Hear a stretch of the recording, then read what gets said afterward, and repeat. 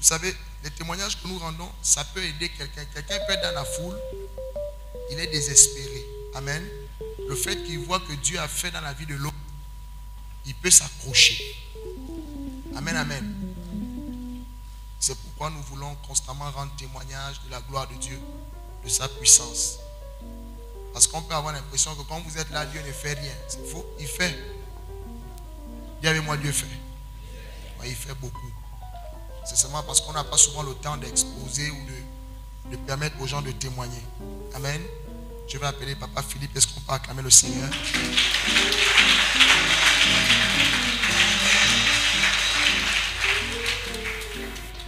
Papa Philippe a un témoignage à nous. C'est un bien-aimé qui est ici depuis un moment. Et il était vraiment touché. Il avait un problème sérieux. Et le Seigneur vraiment a étendu sa main. Et le bien-aimé, il est content. Papa Philippe, tu es content? Alors dis en 2 mots au bien-aimé ce que le Seigneur a fait pour toi. Shalom. Bon, j'ai 2 témoignages à faire. Le premier témoignage, c'est grâce à qui je suis parmi vous aujourd'hui. Parce que je suis ivoirien burkinabé. Mais je suis au milieu de vous aujourd'hui, c'est à cause de mon père.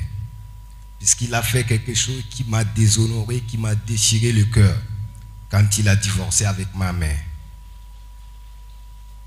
Et j'avais gardé à cause de lui. J'ai fait 8 ans dans ce pays sans lui appeler un jour. Et lui aussi, durant les 8 ans, il ne m'a jamais appelé. Mais un jour, papa a prêché sur des personnes qui ont des rancunes envers leur famille. Il avait même demandé, si tu sais que tu es dans ce problème, après viens me trouver au bureau, je vais prier pour toi. Mais comme j'étais du service, je n'ai pas pu aller. Mais quand je suis arrivé à la maison, j'ai dit au Seigneur, par l'intermédiaire de la bouche de ton serviteur, tu m'as fait connaître la vérité.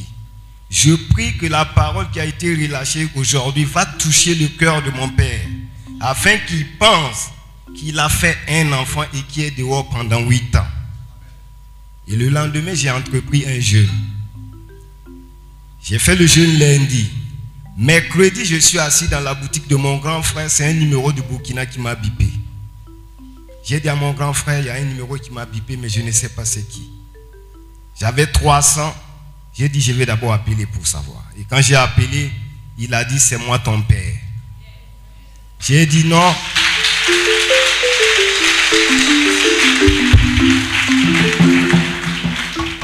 J'ai dit non, je ne peux pas t'appeler, je voulais seulement savoir qui était. Après un autre jour, j'ai fait le flash, je lui ai dit, papa, je ne peux pas te parler sans que tu aies une place dans ton cœur pour me pardonner. Parce qu'il y a un ada qui dit, les enfants savent courir, mais ils ne savent pas se cacher. Je te demande pardon pour toutes les peines que j'ai t'ai causées.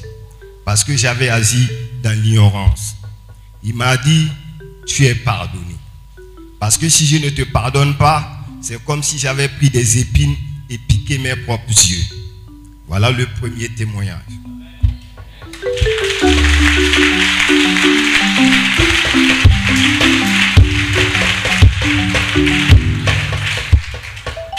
Le deuxième témoignage, c'est que je souffrais d'une hernie chronique. Je souffrais, quand vous me voyez, papa Philippe, je souffrais dans mon âme. Je pense le 9 décembre 2021, papa m'avait envoyé à l'hôpital chino gabonais qui est à Bellevue 2. Je suis arrivé, le docteur m'a reçu. Il m'a prescrit des examens à faire. J'ai envoyé ces examens à papa Jude. Mais compte tenu de ma situation financière, et je suis du genre, j'aime pas importuner les autres, j'ai gardé silence. Mais j'avais toujours la foi en disant à Dieu, les apôtres ont opéré des miracles par la puissance de ta droite. J'ai foi en moi que le Dieu que je sers me guérira un jour. Et vendredi, avant de venir ici, la prière que j'ai adressée au Seigneur, j'ai dit, je ne veux pas être disqualifié des grâces qui seront attachées à ce séminaire. Je veux que par la démonstration de puissance de ton Esprit Saint à travers ton serviteur, que je ne reparte pas avec cette hernie. Et effectivement, le Seigneur m'a entendu. Quand papa disait qu'il y a un homme qui est chroniquement atteint d'une faiblesse sexuelle, j'étais derrière la maman parce qu'elle manifestait.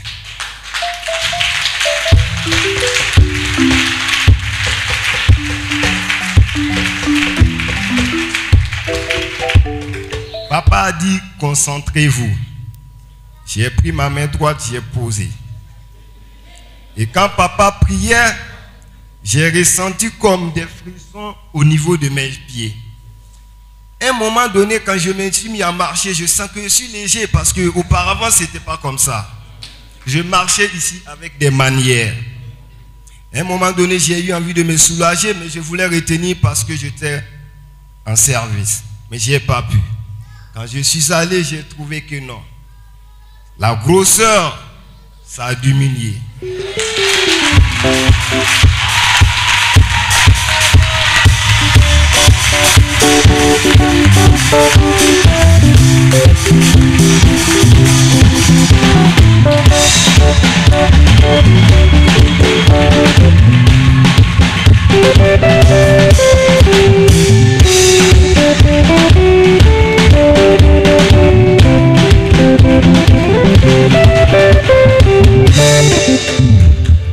Pour ajouter, je ne pouvais pas courir.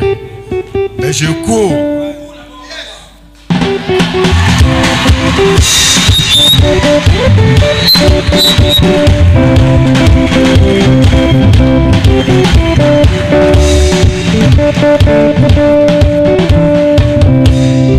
Je ne pouvais pas dormir sur les côtés. Je dormais toujours sur le dos. Mais aujourd'hui, je viens par la voix de ce micro pour dire merci au Seigneur. Merci à ce Dieu qui m'a conduit depuis le Burkina pour lui rencontrer au Gabon.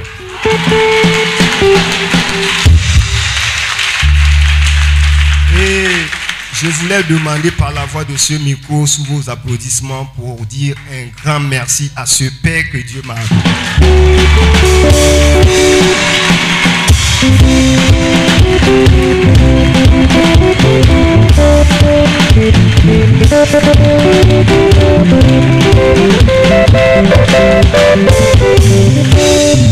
Un grand merci à cette mère que Dieu m'a donnée.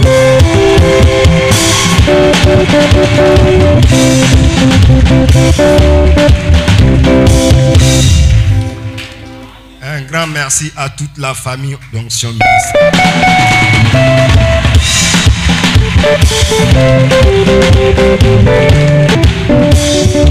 Merci à tous. Merci beaucoup. Est-ce qu'on peut acclamer le Seigneur? Gloire à Jésus, gloire à Jésus, gloire à Jésus. Alléluia. Dis avec moi, la persévérance paye. Même quand tout semblerait noir, quand tu perdras tout espoir, et même dans le silence, il te tend la main, ton Dieu agira. Même quand tout semblerait noir, quand tu perdras tout espoir, non, il est pour toi, il te tend la main, il agira. Est-ce que tu peux le dire avec moi ce matin? Il agira, il agira.